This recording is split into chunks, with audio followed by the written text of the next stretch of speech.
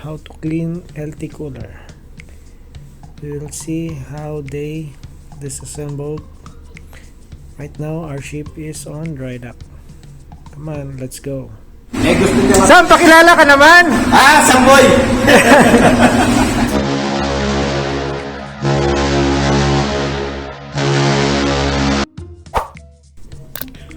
We observe how they clean LT cooler. Number 2 LT cooler, the one that they disassembled. Name Alfa Laval. This cooler, maker of cooler is Alfa Laval. This is number 2 that they disassembled and clean. Alfa Laval, Korea. This is the freshwater side.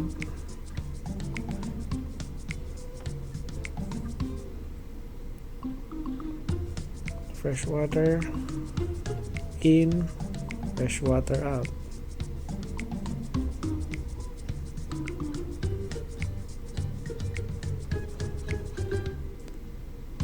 At the top, freshwater in, freshwater out.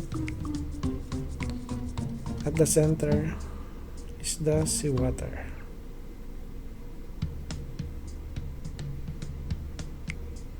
Freshwater out. We will check the strainer, and then this is the strainer.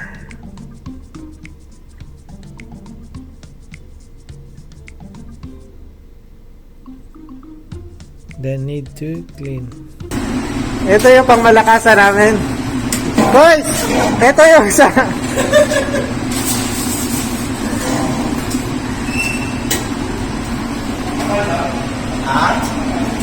Ano yan? Oo, balik dumi. Oo. Ano ba yung grabe? Sabi ko nga sa kanya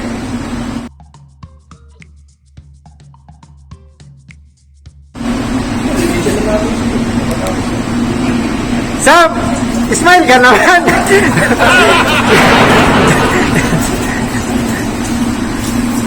Grabe ang dumi, no? Ito freshwater. Seawater. Freshwater. Seawater.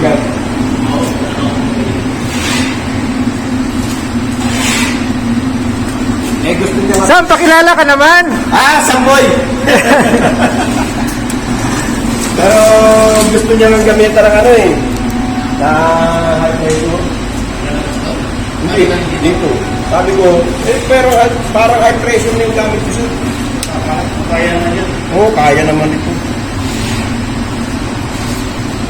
Minimize nga yung ano eh, tubig dahil baka maubos yung tubig na natin.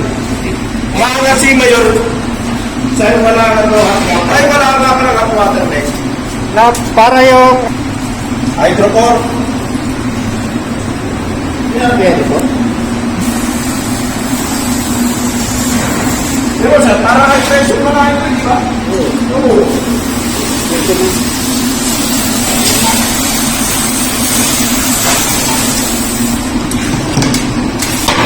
Ako, power eh.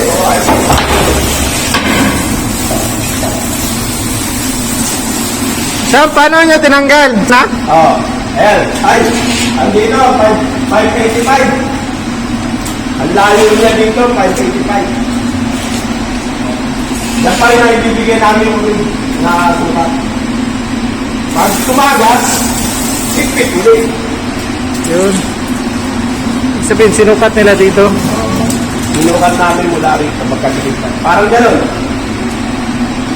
Tapos, ano mo, pagbalik, gano'n pa rin, 585. Pag may higpit ulit ng konti. Yun. Kasi ito na yung original na sukat, 585. Okay, thank you.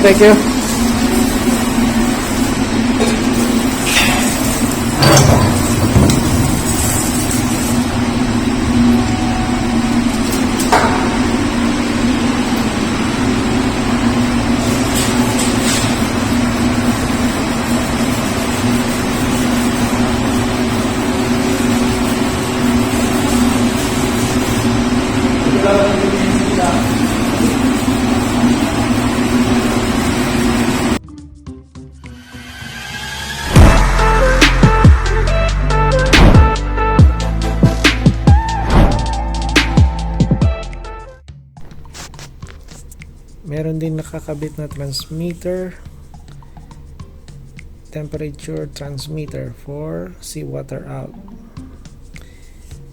Input at saka output. Ang input niya yung seawater sensing, and then output 420 papuntang ESS, energy saving system, para sa seawater natin, seawater pump. Ito yung LT cooler, control ng 3-way. Sir, kaway ka naman dyan, sir. Thank you, thank you. Ito yung ESS natin, system sa seawater. Ngayon nakapara lahat yung seawater kasi nasa dry dock tayo. Ito yung seawater 1 at saka 2 nakapara kasi naka shore connection tayo ngayon. Then ito yung ESS panel, yung energy saving.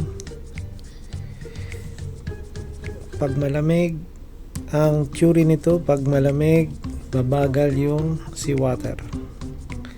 Ito yung central cooler natin, yung dilinis natin. Fresh water out. Tsaka meron din siyang 3-way. 3-way bypass valve, yun yung controller sa LT kanina. Ito yung alarm setting. Lag energy monitoring.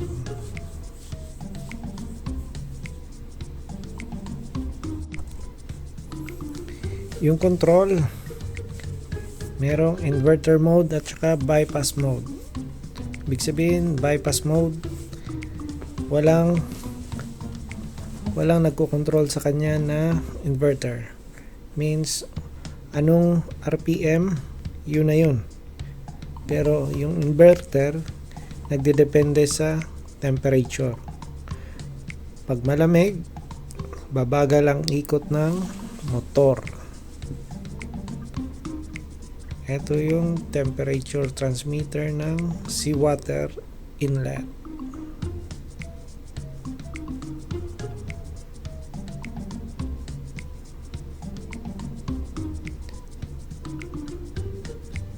Seawater. Yan, seawater. Inlet temperature. Meron ding seawater out. Transmitter pa rin yun. Ito yung sa differential pressure. Naman sa seawater inlet. Differential transmitter. 4 to 20 pa rin, 0 to 6 bars. Differential. Nakakabit siya sa in at saka out ng pump. Suction at saka discharge.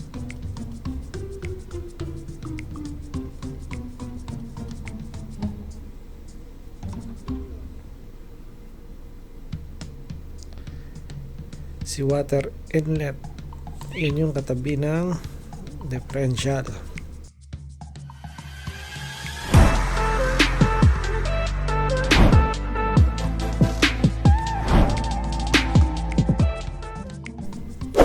Please like and share. If this video helped you, please subscribe and click the bell button for more updates.